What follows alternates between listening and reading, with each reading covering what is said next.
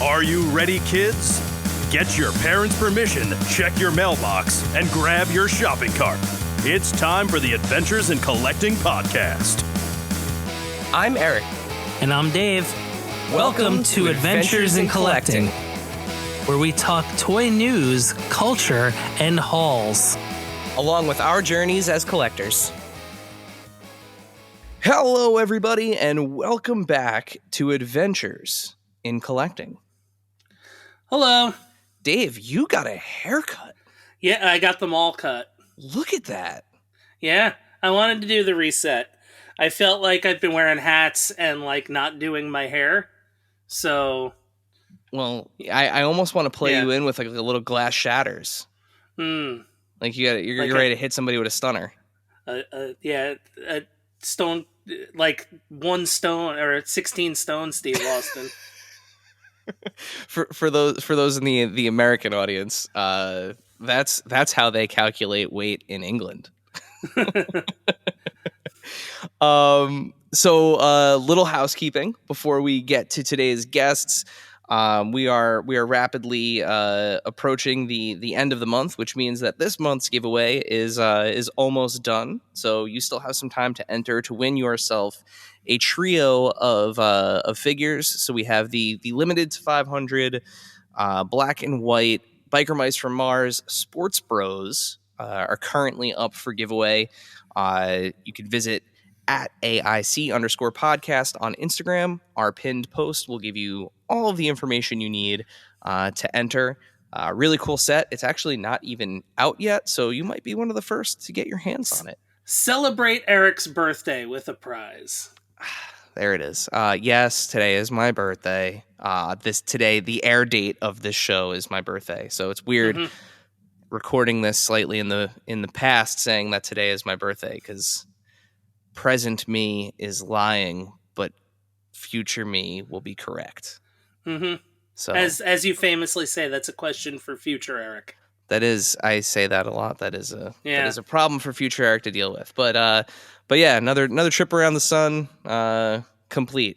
We did it. Hey, Eric, speaking of trips around the sun, what's happening in March?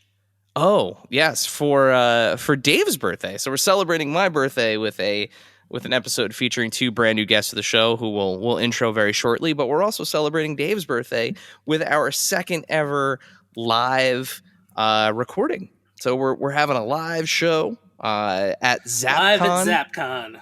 Yeah, here in New Jersey, the finest comic shop in all of New Jersey, Zap Comics in Wayne, New Jersey, have invited us back to their annual convention at the Wayne PAL Center on March 29th. Tickets are, I believe, $10 if you get them in advance. And it's going to be fun. Last time we did a live recording, we had Emily Bader from the Hasbro G.I. Joe team. This time around, we have you know him best as Blainer Things, but Blaine and Chris Ramo, who are artists and designers at NECA. We're going to have a conversation with them, of course, about what's going on at NECA, which will be fun because it'll be right after New York Toy Fair. So they'll have some cool stuff to talk about. I'm sure Blaine will bring some fun things for us all to look at. We'll have a table set up. You can come and see everything, and also be there to ask Blaine and Chris questions about NECA, about art, about design, whatever you want to ask. You can even ask Blaine questions about hairstyling, because he was, as you know, former hairstylist. I mean, pro wrestling, everything's available. Everything's you. Hopefully 2 days later I don't break my leg, and we're good. Yeah, I mean, well, don't put that out in the world. Self-actualization, Dave. Well, it's one of those things, like, if I know it's there and then I don't do it again, then we know we're good. That's true. I already went to the 2 days later I had gone to, or the next day I had gone to Pearl Jam. The day after last time I went to Pearl Jam, I didn't break my leg. So this is the last hurdle. My fingers are crossed for you and your bones. Yeah. Fortunately, my bones weren't crossed for me. I just Yeah, that's a fair point. Let's keep bones uncrossed. Let's actually let's uncross the bones. Speaking of bones, and dead things. And we're on video, so you can see this, and I like it. I like it. Speaking of bones, we've got a bone to pick with tonight's two guests. So tonight we are excited to welcome two true icons of the toy industry, Adam Van Wickler and Phil Ramirez, who are making their first appearance here on the show, and it's about damn time. With decades of experience shaping the collectibles landscape, these industry veterans have worked on some of the most beloved figures in toy history. Now they're back with an exciting new project, The Cursed Dead, a 1/12 scale action figure line that is making waves on Kickstarter. Join us as we dive into their journey into the toy world, their creative process behind this thrilling new line, and what it takes to bring a new concept to life in today's crowded toy market. Adam, Phil, welcome to Adventures in Collecting. Welcome, yay! What's up? Thanks for having us. Happy birthday, Eric, and break a leg, Dave. Future guy. Thank you guys for coming. This is something that's been a long time coming. Phil, Adam, we've talked over Instagram messages. Adam, in person at some events. Yeah. So it's great to finally have you guys on and to celebrate something really cool that you're working on. In the process. So, as we are a show about collecting, though, before we hop into everything.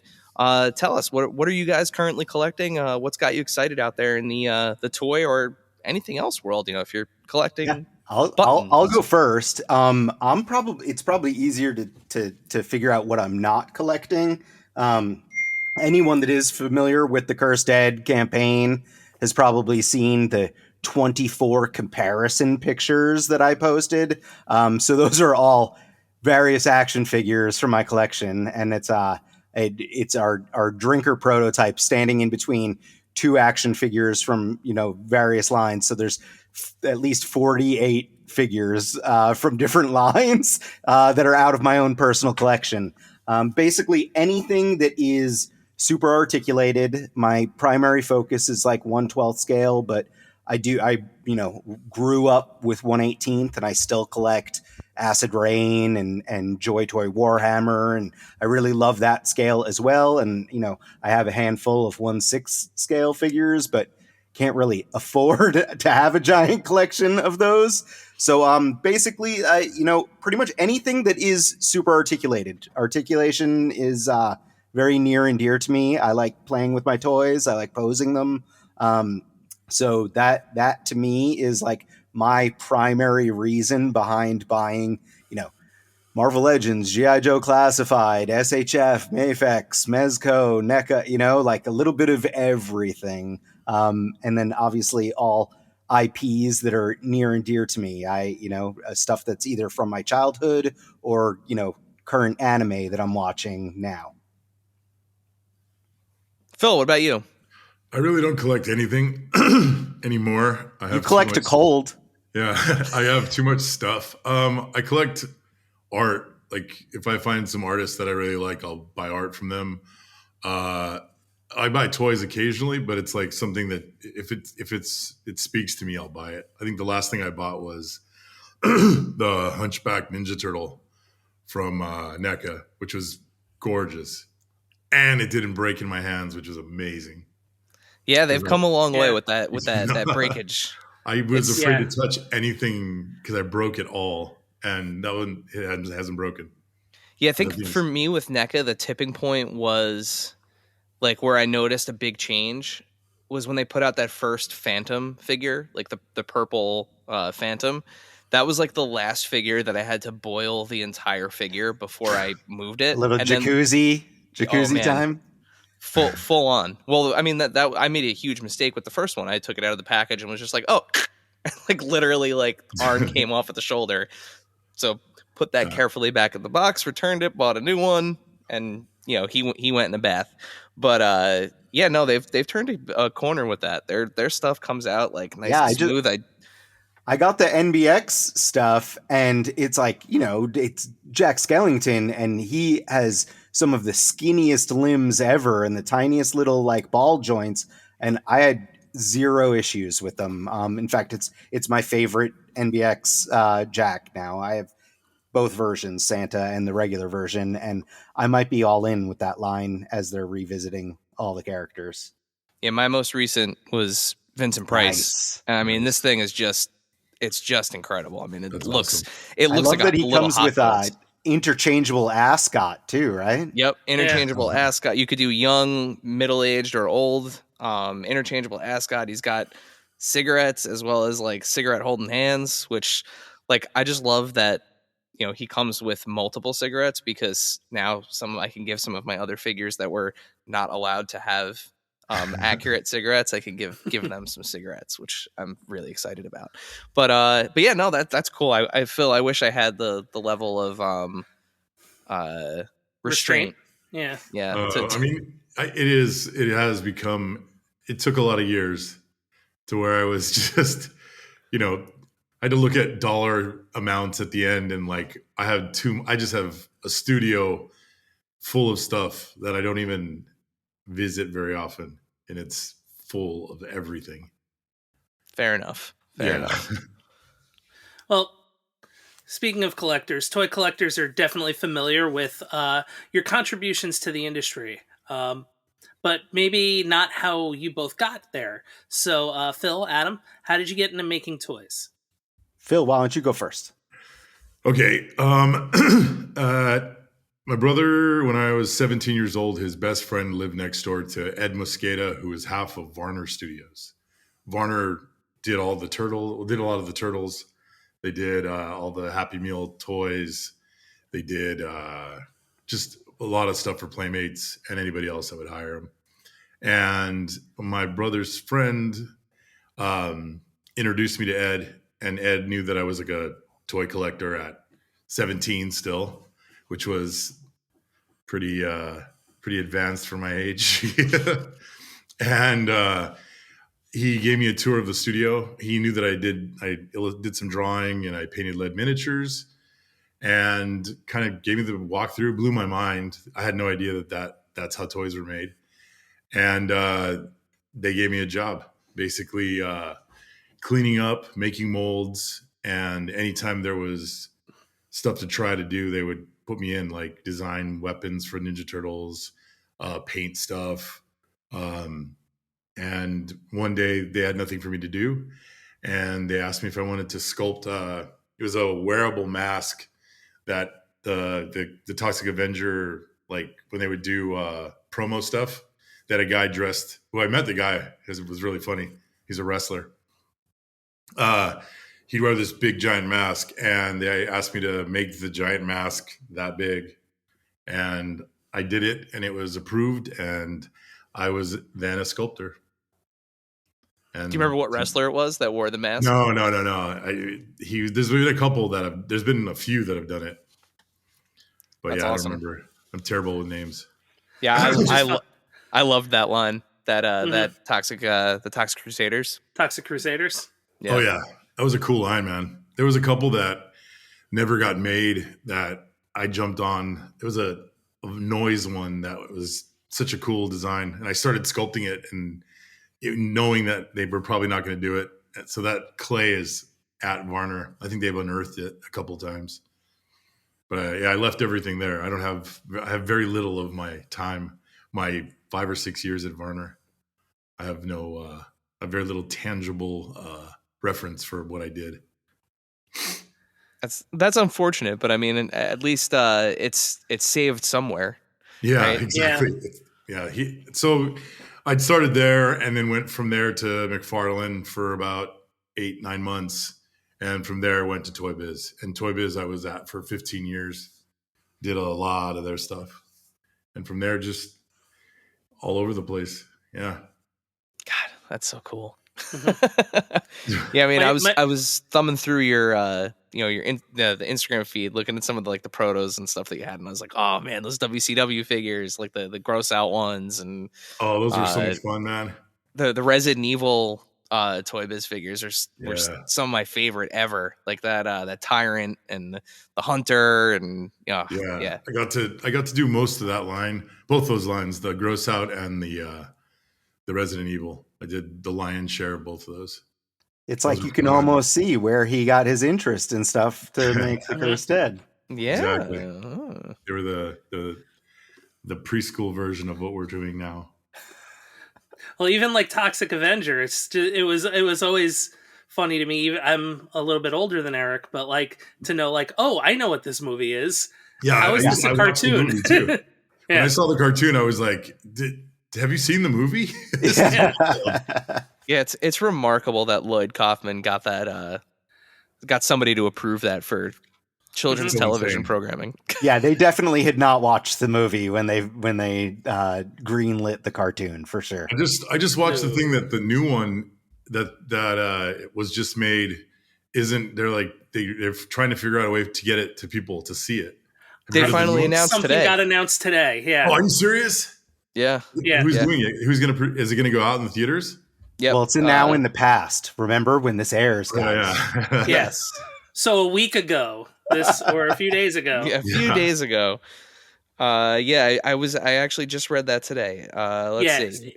It's literally fresh news as of January 21st. Because the director is awesome, and he was in all of the. See, I'm terrible with names. The guy that did Green Room, Blue Ruin. Macon Blair. Macon Blair is the actor who's directed it, but he was in all of the movies that this other director and writer who's amazing. I can't believe I'm forgetting his name, but he's me too. And Murder Party. He was Macon was in every one of them. Murder Party, Blue Ruin, Green Room. Yeah, and he was awesome in all of them. I'm trying to see who's actually doing the Cineverse. Jody, is it Jody something? If only I had something where I could type in. No one has the internet. I'm excited. I'm sitting here scrolling. Let's see, Cineverse. So Cineverse acquired all U.S. and Canadian theatrical, home entertainment, and Jeremy streaming rights. Saulnier. Saulnier, yeah, that's the guy. Yeah. That's awesome, man. Yeah, we did it, guys. Dinklage. Peter Dinklage Dinklage is the Toxic Avenger, right? Yeah. Yeah. That's awesome. Yeah. And I think Kevin Bacon's like the heel of the movie. Yeah, and Elijah You're Wood an angry elf.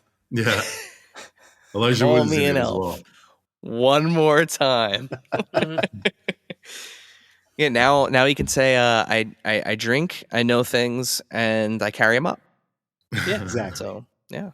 So Adam, what about you? How did you get into this crazy world of toys? I'm a New York transplant, live in LA now, but I went to art school in New York City, and a friend of mine from art school, basically right out of school, they had moved into a studio apartment in Hoboken, New Jersey. I was living in the Bronx in Morris Park out of school, but they were like, "Hey, my neighbor is one of the owners of a toy prototyping studio," and they knew that I've never outgrown toys. I always played with toys, bought toys, comic books every week, and like living in the dorms as an art student, it's like I had toys everywhere, and it was something I was well known for. So they were like, "Hey, do you want me to see if I can get you a tour?" And I was like, "Hells yeah, like of course." So I went over to Hoboken, New Jersey. You take the PATH train. It's just across the water, very close by, and went into this toy prototyping studio. And they had this awesome showroom, and they were doing a ton of stuff for both Toy Biz and McFarlane. And I was just like floored by how cool this was, despite the fact that I went to art school. I was my major was advertising, graphic design. So I was heading to the ad world as a career, and I hadn't really given toys a thought. It was more just like a hobby, like something that I was super interested in and loved. But I basically just begged them for a job, and they had an opening. So I started out in the mold shop, so making silicone molds, pouring resin castings, cleaning resin castings, sweeping the floor, and that was in 2001. And 2005, I moved to LA and I started at Soda Toys. And then about a little over a year later, there was an opening at Gentle Giant Studios. I interviewed there, and I've been working at Gentle Giant ever since. So I'm going on 19 years now at Gentle Giant Studios. Wow. Right on. Right on, man. Yeah, You both have had, careers at this point that have offered you the opportunity to work on like literally some of the most iconic, if not the most iconic properties, across the board. What's it like being in situations where you get to work on all of these kinds of different properties that are so beloved? It's cool. I mean, especially if I'm into the product or the IP, it's so cool. Doing like the Lord of the Rings figures was amazing. Yeah, I've had an opportunity to be in on a lot of cool stuff.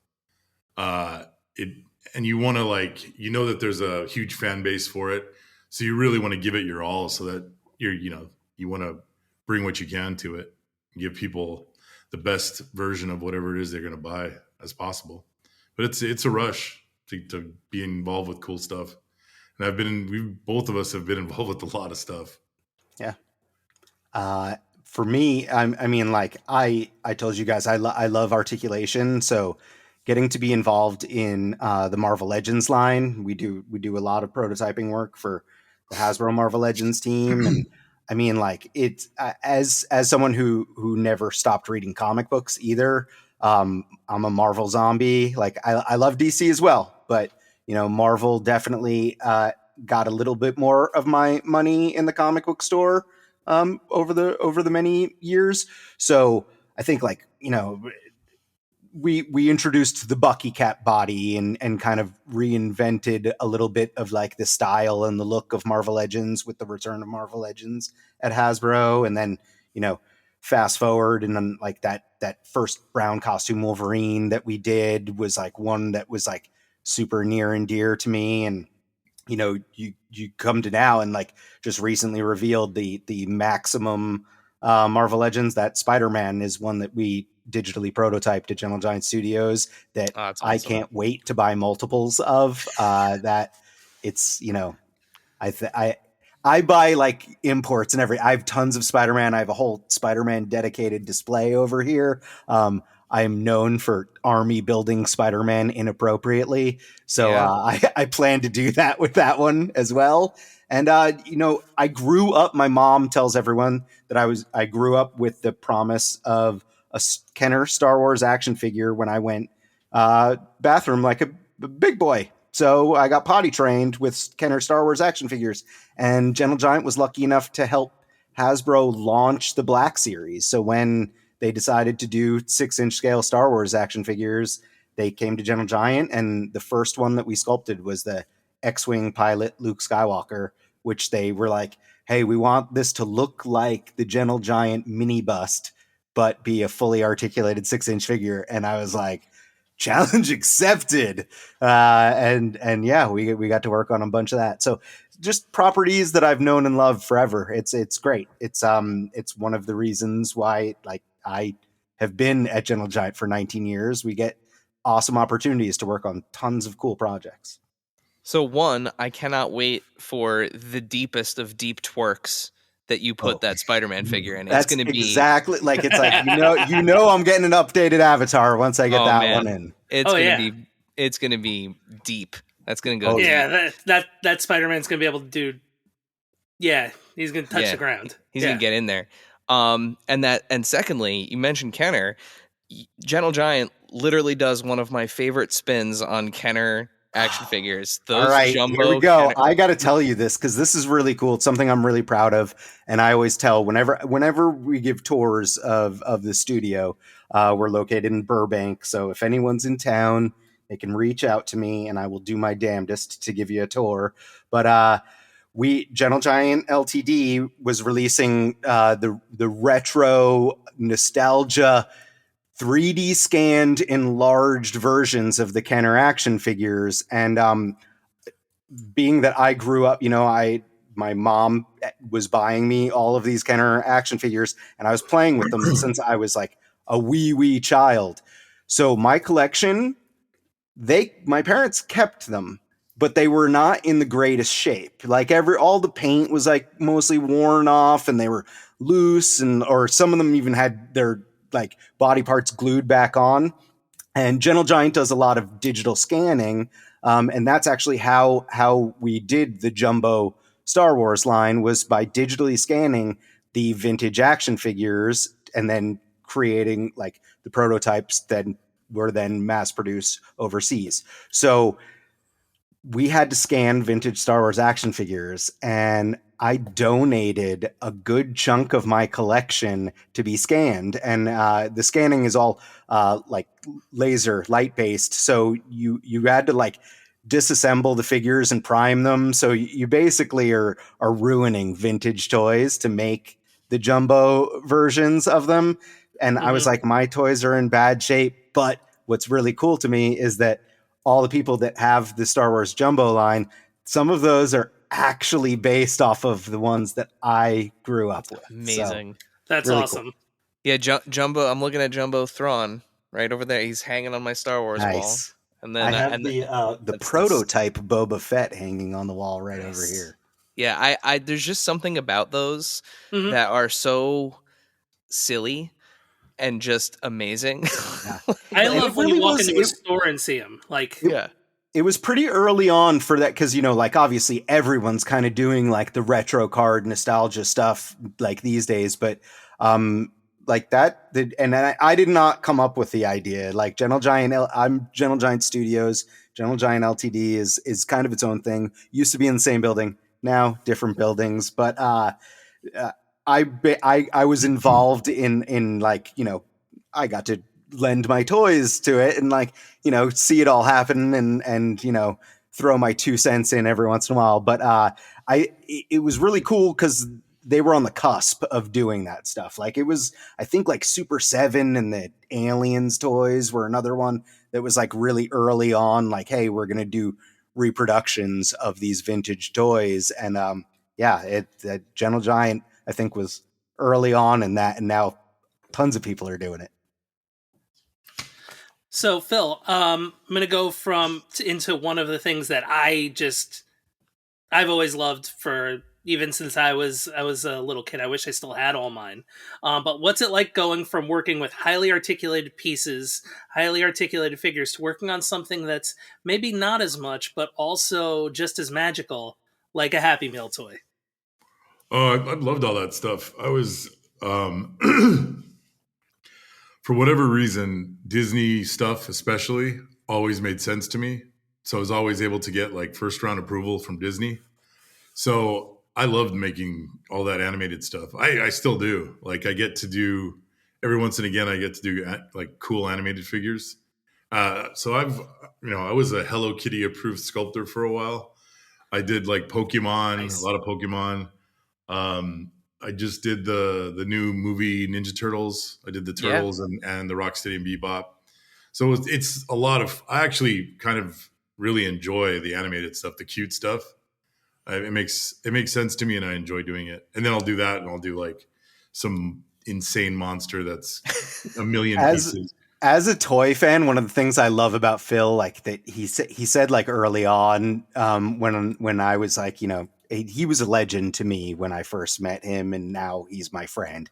He's still a legend. But I started in 1990. I didn't say when I started. That was 1990. He's been doing this for 30 plus years. Yeah. But I love one of the things you said, Phil, that resonated with me, and I think it resonates with a lot of toy fans, is you would look at toys and whether they're based on like comics or cartoons, and you're like, why don't we just make it look like the source material? Yeah. Like that, like he said, and I'm like, well, duh, that's what we all want. But like so much before that, it was like, I guess people were trying to like reinvent the wheel or put their own spin on things. But Phil is a master of taking something and making it look like what it's supposed to look like. That's what I wanted as a kid. You know what I mean? Like, And I mean, as soon as I got in there, I was like, why don't we just make that? And they're like, yeah, we'll make it look like that. I'm like, no, like that. Let's make that exact drawing. I will make that drawing 3D. And that's what I did. Yeah, I mean, you brought it up before, like one of the most beloved Toy Biz lines. Like, I feel like the people that loved it, it doesn't get talked about enough, but like the people that loved it because of its level of accuracy were both those Lord of the Rings and Resident Evil lines. I mean, they're still like those Resident Evil figures. There still have not been like to this day Resident Evil figures that were that good. Like Jesse just went on a he went on a nostalgia kick and bought all of them again, and I have them. I still have all of them, and I have the prototypes. He just didn't ask you first. Yeah, I know. I have 2 boxes of like product unopened, and Falcon went and bought them all, and he was just like, he called me a couple times and was like, "Can you believe we got away with this? This is insane." Yeah, the squishy eyeball on the shoulder with the thing in the back, the notch that like made it move around, and dude, the cop. Yes, the cop. I have the cop in front of me. It's nuts. Yeah, I put a black OJ glove in his back pocket. I gave him a donut and a bullet hole through the head. That thing was nuts. Like and they let me do whatever I wanted. Yeah. So great line. A lot of fun. Mm-hmm. So, but even sorry to interrupt you, but like even when I started with Toy Biz, I would ask him like, do you want this to look like a specific artist? Just send me that art, and I started doing that. So we started doing them like you could tell they were specific artists, and that was the whole. I wanted to do that. Yeah, I mean that's what comic book collectors like. Yeah, they want that's what they want. Yeah, and Adam, you mentioned that new Maximum Spider-Man's coming out. It's like, oh look, that's the Todd McFarlane and Eric Larson yeah. Spider-Man. Like that's what that is. Even like down to like the Peter Parker with the dueling spit curls in the front. Like that. Like that is. You see those little details, and you're like, okay, that's that moment. And for people that are, especially people like my age, that's my Spider-Man. Like when I started reading Spider-Man comics, that's what he looked like. Like that's when I close my eyes, I think of those giant, eyes. I think of that's very specifically textured costume, that those very dark red and blue hues that are like not as bright and shiny as the stuff before it. Like that's my Spider-Man. And I've bought a ton of Spider-Man figures, but I've yet to own one that really like encapsulates that era of Spider-Man appropriately. So like the moment that they announced that, I was just like, oh my God, there it is. Yep. Like, so you can do the same thing I do and pre-order it from like a couple different places. That way you get multiple copies, but you can, whoever gets it in first, you'll. So that's how I roll. I'm going to pre-order at least 2 because I'll want one permanently with like the spider sense and like the face. Like that's going to be one. And then I'll have another one that'll be like kind of the one that I take down and use for photography and stuff. They haven't even announced the price yet. And I'm in for 3, one for home, one for work, and one to keep in the package just in case. There you go. So we've talked about a lot of licenses.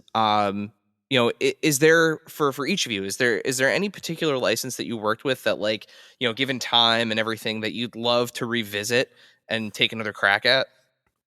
Oh yeah, Marvel. Yeah, you can tell Phil's mad. He's like, Gentle Giant does too much of the prototyping for Marvel Legends. I mean, I haven't worked on a Marvel character in 12 years or something like that. Is there a particular character? Like, if you could pick one, like who would be the character? The Thing. Okay. Yeah, he's my favorite. But there's a lot of them like that I never got to do that I would have liked to have done. I would have liked to have done the Morlocks. You really get in there with those guys. Arcade, but the arcade figure that they did was pretty cool. I can't really knock it. The body, I wish he was a little bit more slight. He's based off like the standard kind of suited body, and it's like it would have been nice to have him a little bit shorter and scrawnier. And then like all of the Hulk bad guys. Yeah.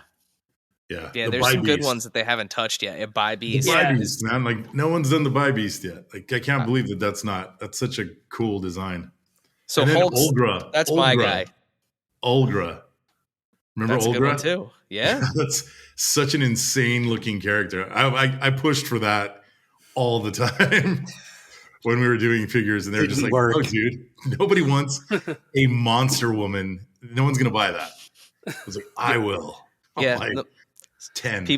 People will buy that. So my thing with the Hulk, At as least much as as a I Build-A-Figure even, right? yeah, Like, I love the modern Hulk figures that have come out, but there is yet to be a Hulk figure that can actually clap, that has forward butterflies and can actually do a gamma clap. That's like the one thing I that's think missing.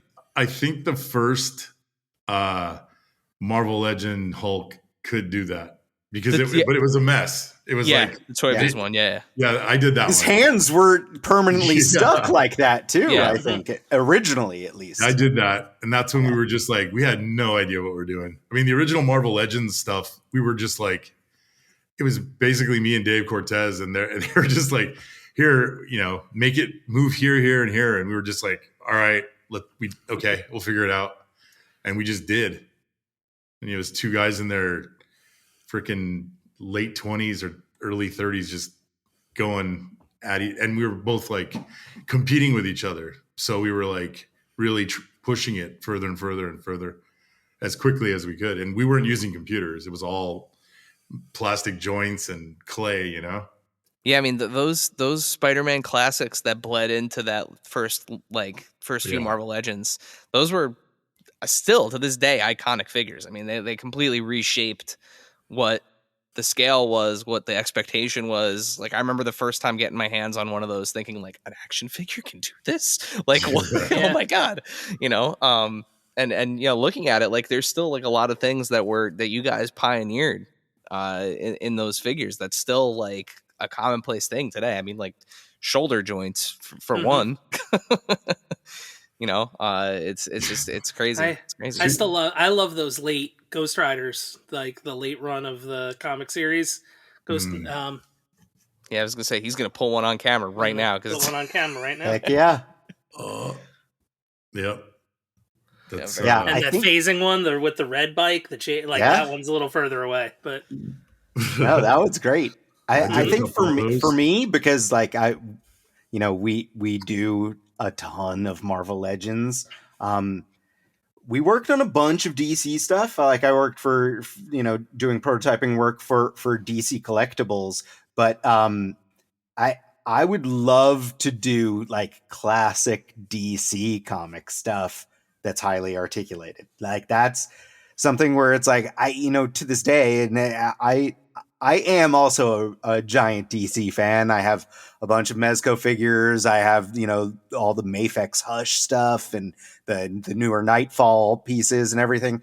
And I still want a perfect kind of 6-inch superposable Batman. I don't think anyone has nailed it yet. I'm not saying that we necessarily would, but I think I could, if I was involved, I could get it closer to being what I want. And it's like that kind of perfect, like, a Neil Adams looking, Batman would just sing. But beyond just Batman, like, it's like, I would love to just work on DC stuff. Because most of the DC items that we worked on were like, the Arkham video game series, or, like we did Crime Syndicate figures, which was such a tease because the Crime Syndicate figures for DC Collectibles, I think, came out really cool. And they were like, we actually talked them into doing some double joints and stuff, which DC Collectibles at that time hadn't really been doing. But it was like, they're the bad guy versions of the Justice League. And I was just like, well, I want to do the real Justice League. Yeah, I mean, I think you're right. I mean, I think in terms of 1/12 scale, I personally, I love the Dark Knight Rises. Like that's my like that, or I'm sorry, not the Dark Knight Rises, Dark Knight Returns. That graphic novel, the Mafex Dark Knight Returns Batman is like this.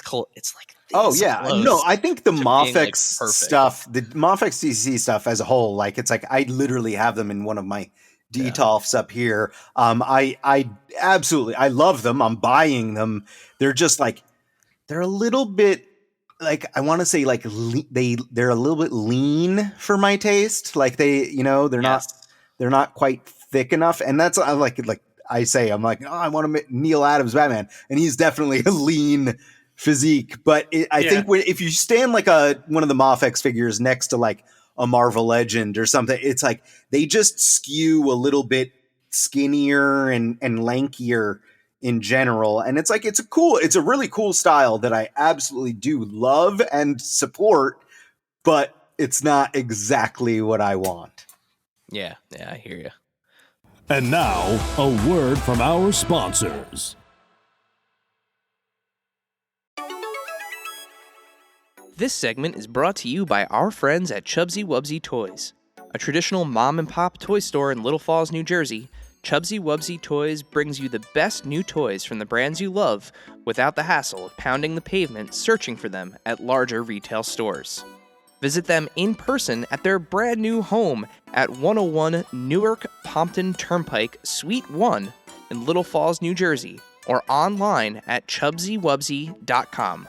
That's CHUBZYWUBZZY.com. And tell them Adventures in Collecting sent you. And now, back to the show. Yeah, so now we've talked about, licenses that you've already done, but is there one that you've never worked on that you'd like to work on? Oof. Man. I mean, there's a couple of licenses I've never touched. I've never touched G.I. Joe, Alien, or Predator. I've never worked on those. Oh, man. Yeah. But it's all been done really well. I mean, G.I. Joe right now, those things are insanely good. Like, I don't even think I could touch that. I mean, I'm not bringing anything to the table. Those things are perfect. I could see you crushing some Cobra Law stuff. Yeah. Like some like the grosser, like a globulus or like a Pythona. Like, I'd like to get into like D&D would be rad. Oh yeah. Like just get into some of the weird lore of D&D. That would be really cool. But yeah, I mean Alien has been done a million times and all really good. Predator's been done constantly and looks fantastic. And yeah, the G.I. Joe, same thing. It's flawless. Those new ones especially are nuts. But yeah, D&D I think would be the way that I'd want to get into. Try to get. That's funny. That's funny that you say that because like my answer is like fantasy as well. I think I'm really happy with what we've been getting, but Conan, I'm a big Conan fan. I love me some fantasy. I'm a big Lord of the Rings nerd. My wife and I are like super nerds for Lord of the Rings. We have gotten to work on some Lord of the Rings stuff for the Diamond Select line. If I was overseeing that line, there would be soft goods involved, and the articulation would take a top seat. But I think that some of the stuff we put out for Lord of the Rings was cool. But yeah, Conan in general would be one, and it's like both, book, comic, and Arnold movie stuff. Like I just love everything Conan the Barbarian. Like it's really cool to me. The Mezco figures are great. I bought multiples of every release so far. They were a little bit small for the scale, but overall I really liked it. And then I ended up buying 3 of the more recent King Conan release from them because he had double jointed elbows. And I was like, well, I need to now upgrade all of my Mezco Conan. So like I'm sitting there like, playing with Malibu Stacy needs a new hat and swapping all of the parts over onto the new King Conan body that was slightly taller with better articulation. So I have random bits and pieces of all these expensive Mezco Conan action figures around just to make my versions that are in my own mind. So yeah, I would love to just take a crack at it just from the get. Hey, you never know. Maybe we'll get a Marvel Conan at some point. Trust me, I've been asking for a while. If we got Crystar, Savage Avengers, come on, Rom. Like, nothing at this point is. As soon as he showed up in Savage Avengers, like trust me, I was annoying Dwight and Jesse and Ryan and Dan. I was just like, come on, guys, like let's make this happen.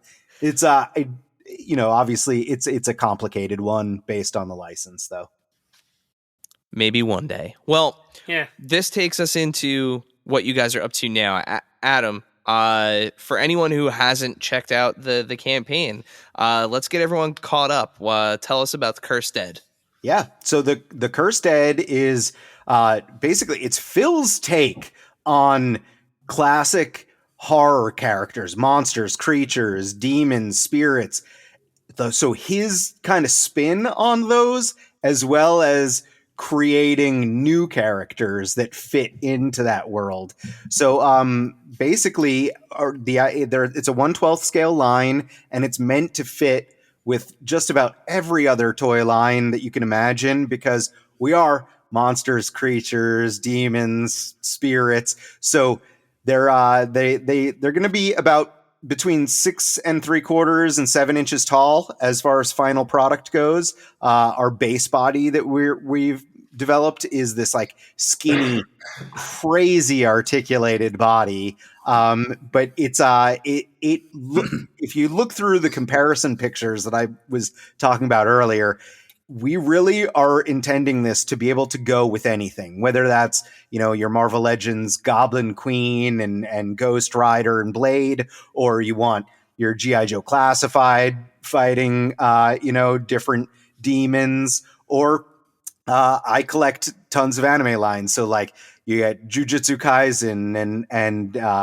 Chainsaw Man, Kaiju number 8, and like all of these lines where SHF are making amazing figures, and I absolutely love them, but there's not that many villains. So we really wanted to create this line that, can stand on its own. So when Phil was designing these characters, I insisted that he give me backstories for all of his creations, because I grew up with G.I. Joe as well. And the G.I. Joe file cards were such an important thing for me as a kid, like building that imagination and play, and like, giving you just enough info that you could then take these characters and like make them into like, your own from there. It's just a gateway, a starting point. So Phil wrote these little bios for all 9 of our characters in Wave 1, and they're fantastic. And the idea is that it's kind of like a anthology where each of the characters is a standalone, whether that would be like a comic book or a TV show or even a standalone movie. But we also do have a larger storyline where they kind of all come together to fight common enemies. So it's a really cool toy line, and Phil has just crushed it with design. And I basically, for the most part, was just riding him about designing these with crazy amounts of articulation in mind. So now I got to ask, are those like backstories? And because some of my favorite things to read over and over again as a kid were like the G.I. Joe file cards or the Superpowers little comic books or things like that. Are those backstories going to be part of packaging, whether it's like a file card or something? Phil, why don't you tell them a little bit about our packaging plans? Well, the packaging idea, excuse me, is old school VHS tapes, which has been done. Flip open so you could see the character in there. So it's not just a blind box. They'll feed out from the bottom so you can take them out, mess around with them, and put them back if you want to. And I believe that we're still figuring this out, but it could be the Cursed Dead is like a video anthology series. And on the back is going to be each character as their own episode. And the writing will be in with each figure. Like each character will have its little bio. And then the demons, which are the old dead, those ones are going to be same packaging layout, but they're going to be old books. So it'll be like Necronomicon looking books and old videotapes that all are kind of sit next to each other. And the demons are kind of like bad guys, like they're the ones that the lack of better way to describe the newer monsters have to face off against. Yeah, that's awesome. That's and I mean, so cool. there have been a lot of monster toys in recent years. From like a design perspective, what makes the Cursed Dead different? What cuts through the noise with them? Well, The first one being the skinny body. There's not a lot of that. The proportions are different. The layout of the figure and in terms of texture and aesthetic are different, so that we could fit in all the articulation. And just kind of the take, I wanted it to look like like a gumbo of just all sorts of references, because that's what's going on in my head. Is just I've built so much stuff in my life and I've referenced so much stuff that I can kind of put lots of things together. And I think that they have a familiarity to them because of their monster. Everyone knows what monsters are, but there is just enough of a new take where they are different. And the ones that I created from scratch are absolutely creepy.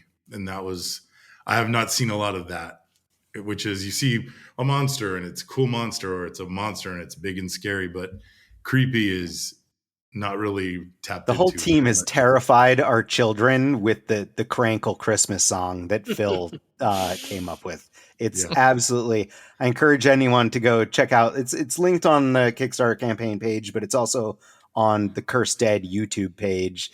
And Phil wrote the lyrics and performed the song as well. And it has like Oogie Boogie / classic Grinch song vibes to it, that it's just unbelievably creepy.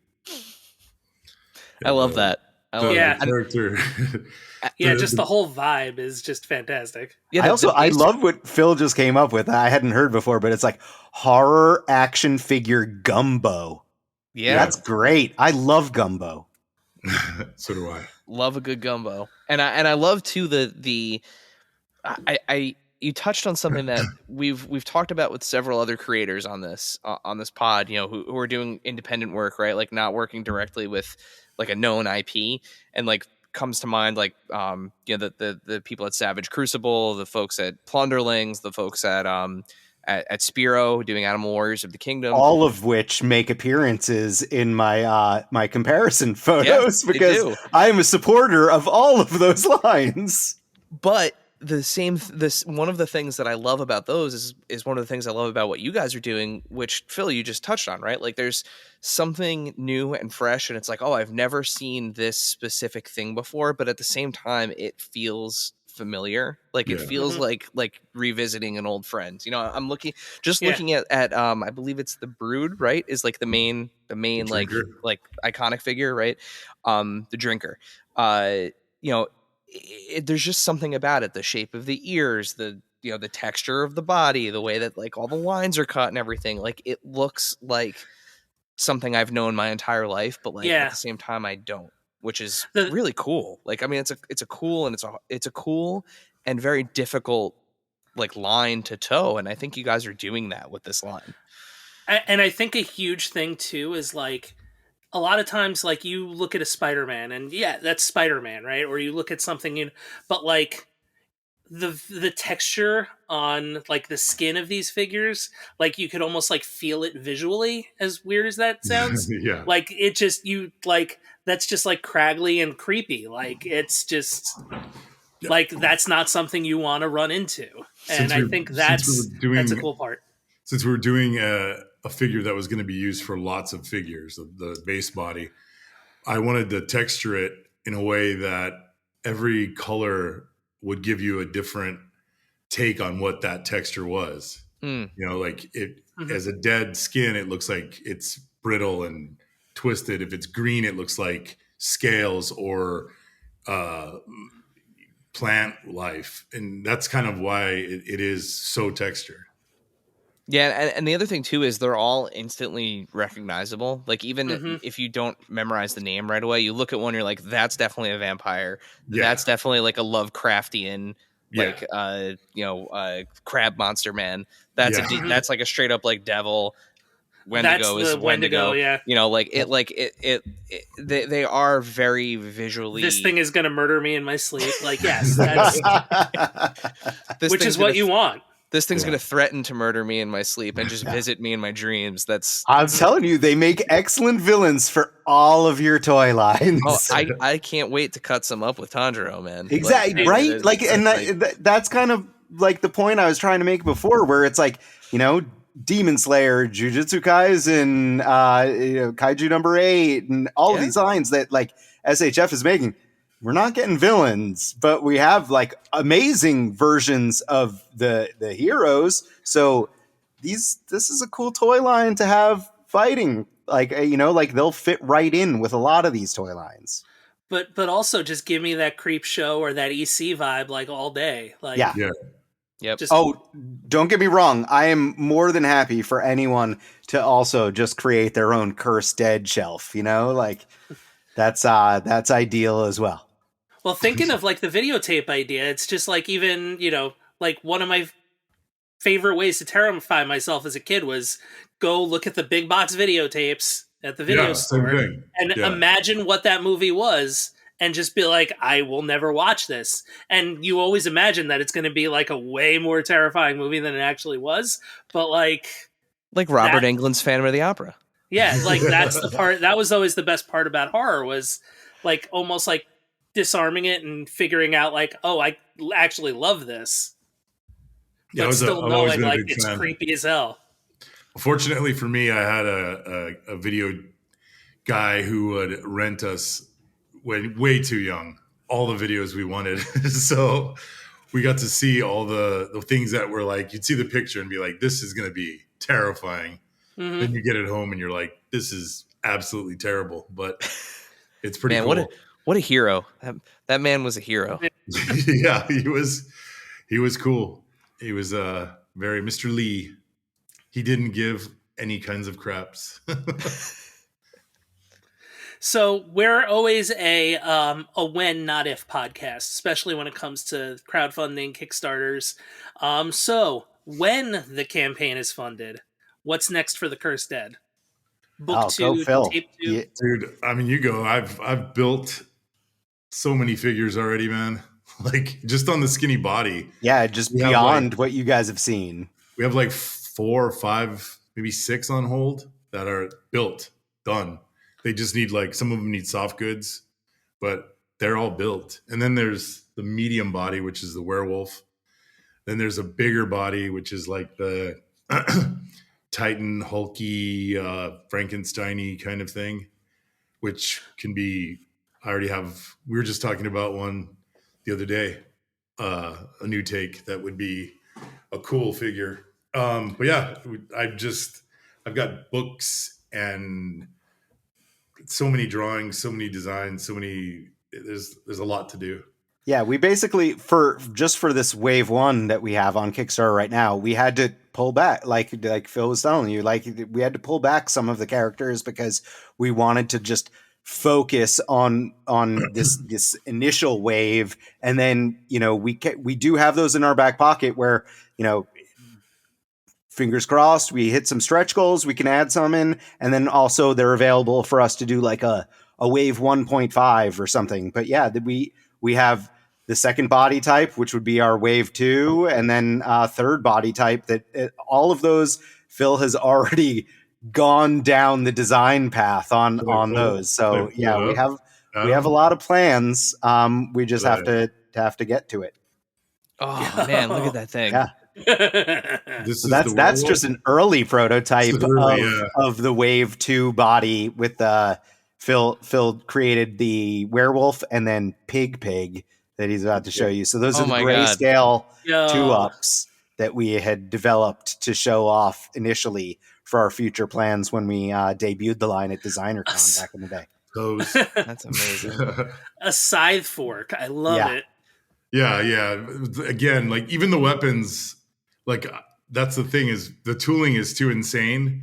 But I made weapons for a lot of the guys that are just way oversized because I thought so we want to release them. We'll do them there could be accessory packs with head packs, hand packs, weapons, all sorts of stuff. And I really respect Todd McFarlane with his Kickstarter campaigns. Instead of doing additional tiered items with stretch goals. He ends up including accessories back with the base offering. And if we were given that kind of opportunity, I would like to do that very similar thing where it's like, hey, we have enough money to make these, so now if we hit another goal, let's include something else as like a bonus item for our backers that have supported us. Now, see, that Pig was like who I thought the actual villain of Motel Hell was, but like, yeah, me too. That's what. Yeah, I mean, basically, that's kind of what he is to me as well. Because I thought Motel Hell was going to be way gnarlier than it was. Yeah. Then you saw, Well, this guy, the Pig is like, he wears a human's skin mask. Yeah, it's a really good disguise. You totally can't tell. Yeah, it's a big fella. So gross. I love it. Yeah, it's awesome. And he wears his face because he thinks he looks like a normal person now. And he's... It was 2 different feet, too. Oh, his feet are...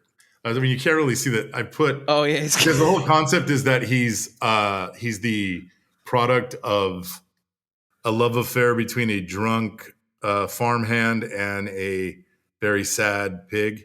Oh, boy. All right. He's got like 10 toes on one foot. Yeah, and a hoof foot. It's all very warped stuff. And he has a little stuffed animal that he carries around with him. It's amazing. So, the Cursed Dead is Phil's version of therapy. Yeah, pretty much. That's a look inside. That's definitely a peek behind the curtain. Yeah. All right. So up next we have our featured follower Q&A. So when we have guests on, we like to make sure that our followers, our listeners, our watchers here on YouTube get a chance to include some questions. Before we get to those questions, Dave, please remind our listeners and our followers how can they participate in future episodes of Adventures in Collecting? Yeah, so when we announce a guest, usually it's the weekend before recording. You're going to see a story on Instagram, and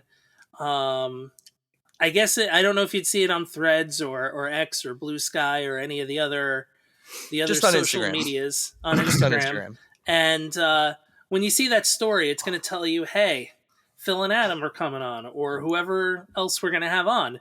And it says, enter your question here. So you tap on that question box, that little kind of dialogue box, and then you can type in your question as Adam is doing right now, and we'll see it, and you may become the featured follower Q&A.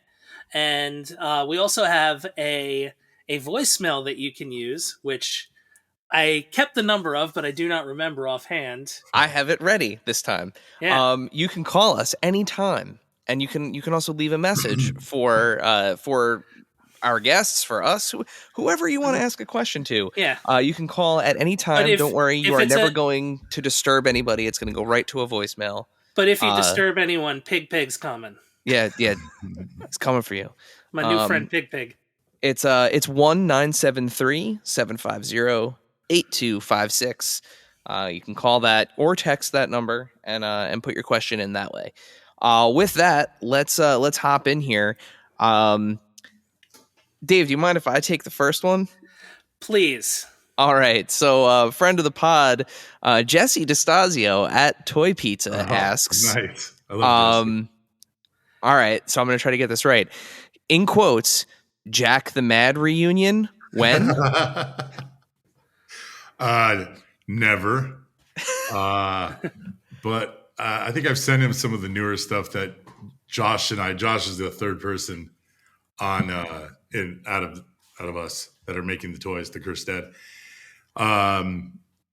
Josh and I have made new music. So that was so it's a band that Josh is Phil's best friend. Josh is also Jesse Falcon's younger brother. And all right. Little bit of backstory. Yeah, and DeStasio is hilarious. I love that guy. Actually, we hope to get to New York to see him again because I love chopping it up with that guy. Yeah, he's been on the show a bunch of times. much love for him, and also check out his band too, Zed Star 7. Yeah, if you're into Nine Inch Nails or like industrial new wave, vapor wave, I don't know how you actually would classify the type of music, but if you're into that Nine Inch Nails industrial stuff, got a little experimental into synth it. trash. Synth trash. That's a good way to put it, actually. But I personally, I love it. I listen to it when I work a lot, like my daily job. I'm a big Zed Star 7 mark. So nice. Definitely check them out. But yeah, all right. So now I got to look up Jack the Mad, and I got to try to find. Never find it. No, and rightfully so. All right, fine. Dave, Singer was terrible, so we had to get rid of him. We had to get rid of the band. Were you the singer? I feel like you're it's garbage. All right, so what kind of music though? Yeah, that was going to be my question. It was like whenever we played, they didn't know where to put us, and everyone called us art band. But we were like, it was like depressing punk rock. Like, okay, yeah. You and Josh also had a hip hop band too, though, right? That was just for dicking around. Yeah, messing around. That was for fun. Absolutely. That's never been put out ever. And it won't ever. It was just something for us to do, especially during the pandemic. We get together every once in a while, and like there was a bunch of rules for it. And then the actual world of hip hop got so insane that what we were doing was like pedestrian. Like everything was just so nuts that we were like, this is boring. So if you want to hear the musical stylings of Phil Ramirez, the only way to do it is through the Kickstarter and a Christmas song. Yeah. Got it. Although I love Go ahead. I love the idea of sad punk rock though. Like they're like, it's like nothing. Like the band Nothing. Yeah. I don't know why, but when you said you were the band that nobody knew where to put on the card, I always think of this story about the time the band Cake toured with CKY, and they had to open for CKY every night, and like they would just get like shit thrown at them from the audience, like because it's like one of those bands like, oh, you're an alternative band, you can play with CKY, and they're like, can we though? Dude, they would put us on with like Oasis sounding bands, and like these beautiful men would come out and play this like Brit pop. It was cool, don't get me wrong, but it was like, and then we'd come out, we were just like drunk dicks, and like it didn't work. I walked everybody, constantly walked everybody. I could walk a room. I could comfortably get in front of an audience, very intoxicated, and walk an entire room, and I'm completely comfortable with it. Amazing. This sounds like sorry. This sounds like next year's Toy Pizza Fest. That energy out in the... It's not a good trait to learn. Put it to you that way. No, but I feel like Jesse's right. I feel like it's time. You got to bring this back. You got to circle back, bring this back. The guitarist hates me, so we'll see. We're getting on better terms, but we'll see. All right. Dave, we sort of answered. Adam already sort of answered this, but let's just put it out to the world and yeah. Lord Unimportant, you are very important today, sir. Will the Cursed Dead Wave 1 come with any additional heads or hands? Maybe some articulated jaws or weapon holding hands. So yeah, for sure, all of our figures come with multiple heads. The Drinker comes with 3 heads, actually. The kind of closed mouth smirk, the open mouth ready to feed, and then 8 of the 9 figures in the wave come with a skull head that has an articulated jaw, and the paint deco it matches the bodies. So if you scroll through the campaign page, you can see additional pictures with the figures with their skull heads on and these alternate parts. So and then the deluxe figures come with even more character specific items as well. So definitely something that is in the line already, and something we do want to expand upon with like accessory packs down the road for sure. And our last featured question comes from another friend of the pod here at Toy Farce, and this is our usual shout out to Toy Farce. If you are not following Toy Farce, what are you doing? Mm-hmm.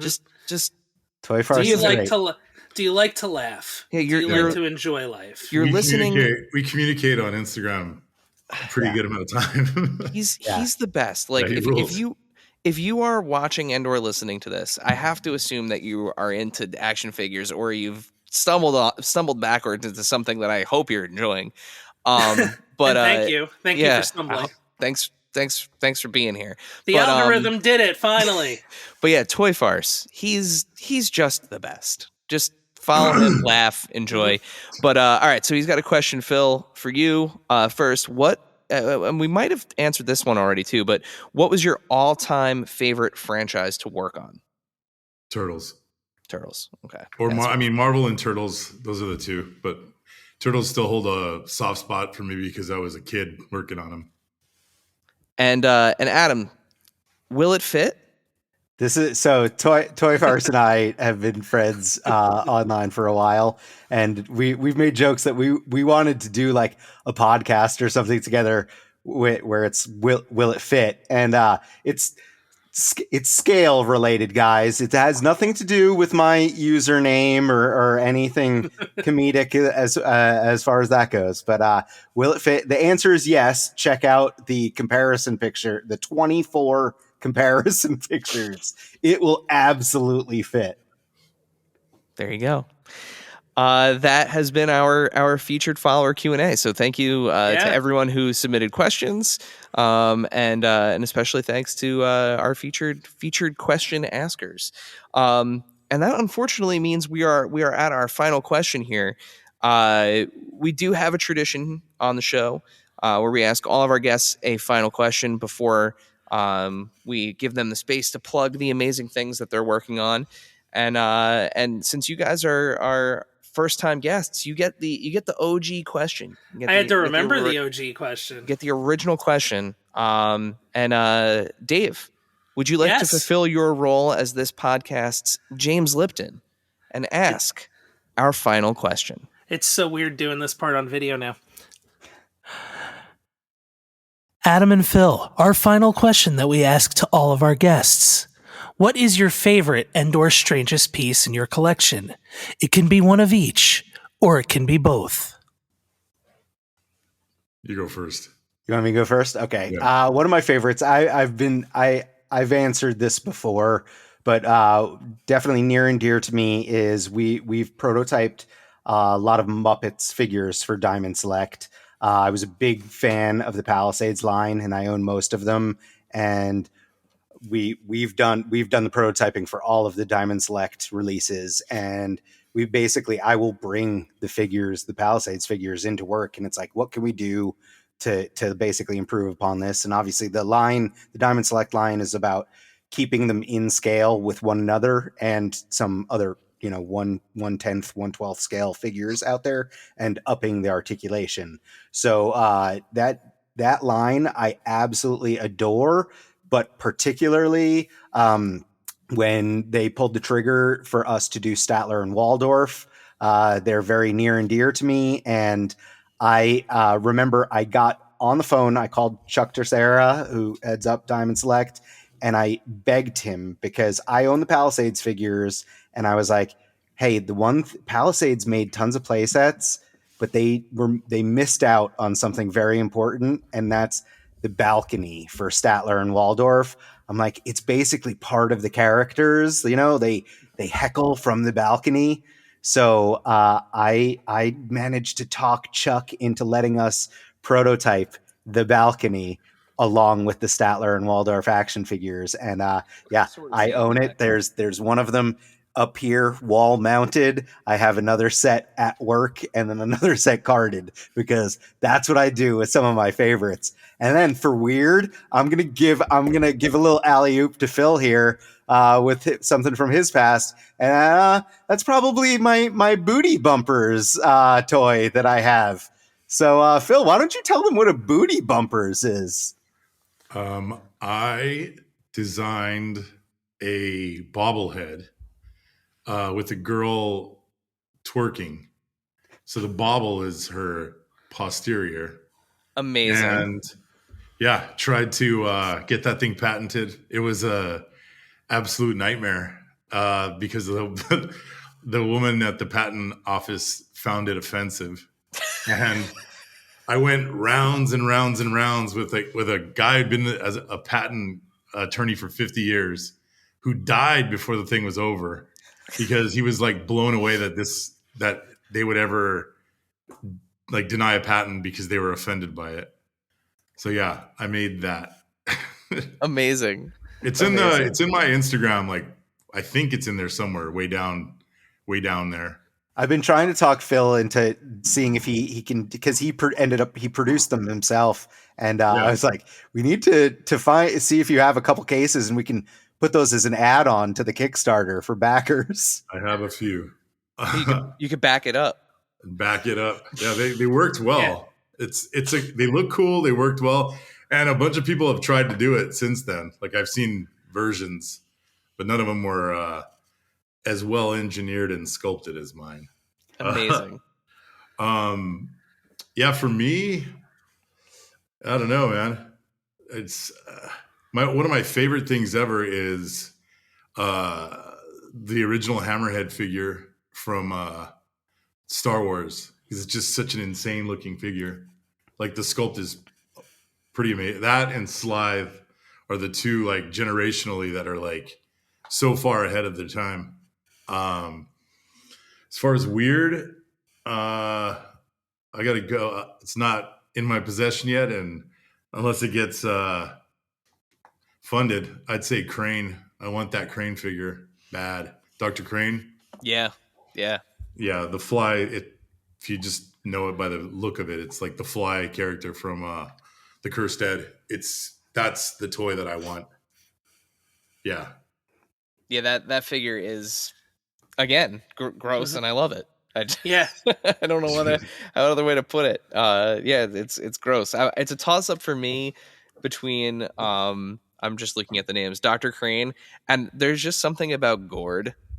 Yeah, Gord and Wendigo are my two favorites. I think it's because Return to Oz was such like a important movie to me as a kid. The jack-o'-lantern character that kind of comes to life, the scarecrow kind of stand-in that movie. To me he's a more a more messed up man he faces. Yeah. Good. Again, see, it's all like member berries, right? You're getting all the member berries. Yep. But yeah, I absolutely love this line. I love the possibilities with it. Like you said, the will it fit? It will absolutely fit, and I can't wait for it to fit. And to what Dave said, it's not an if, it's a when. So we're a when show. Fingers crossed. Yeah. So with that, guys, remind our followers, remind our listeners here, where can they back the project? Where can they find you guys online, and when do they have until to get this done?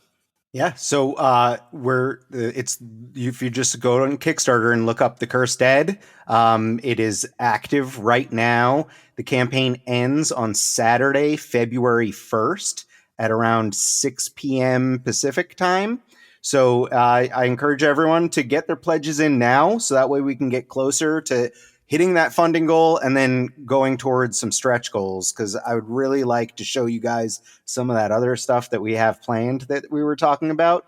You can find us thecurseddead.com, which has links to all of our social media. It has links to the Kickstarter campaign. It has links to our Facebook group, our Instagram, our YouTube. So we're kind of all over the place, and we're trying to cross posts. That way, if you only use one type of social media, you can get most of the info right there. So check out the website. And then otherwise, I'm playing with myself all over the internet. Yeah, what he said. And you can only find me on Instagram, Ramirez Studios 3D, 3Ds Inc. 3D. Yeah, thank you for having us, guys. Oh, awesome. Thanks for being on. This is our pleasure. Both of you, thank you for everything that you guys have done throughout your careers in the toy industry. It's I said it at the top, and I mean it. Some of the most iconic toys that have ever existed. Absolutely. Ripple effects that are still being felt today in toy design. You guys are responsible for that, and the fact that you're you're here doing something new and fresh and exciting. After all of that speaks volumes to the amount of talent that you guys have and clearly how much you love this stuff. So yeah, I don't have anything else. But yeah, with that, Dave, I think it's time, man. Send us home. Yeah, let's back some toys, everybody. Thank you, dear listener, for hanging out with us today. Subscribe, rate, and review us wherever you listen, and then tell your friends to do it. Thanks also to Joe Azari, the golden voice behind our intro. Our music is Game Boy Horror by the Zombie Dandies. Find more about them both in our show notes. Follow us on social media at AIC_podcast on Instagram and Twitter. Stop by and say hi, show us your toy hauls, and share your toy stories. Maybe we'll talk about it in a future episode. Don't try this at home. Void where prohibited and some assembly required. Each sold separately, not a flying toy. Consult a physician if your toy run exceeds more than 4 hours. This has been a non-productive media presentation. Executive producer Frank Hablawi. This program and many others like it on the Non-Productive Network is distributed under a Creative Commons Attribution Non-Commercial No Derivatives license. Please share it, but ask before trying to change it or sell it. For more information, visit non-productive.com.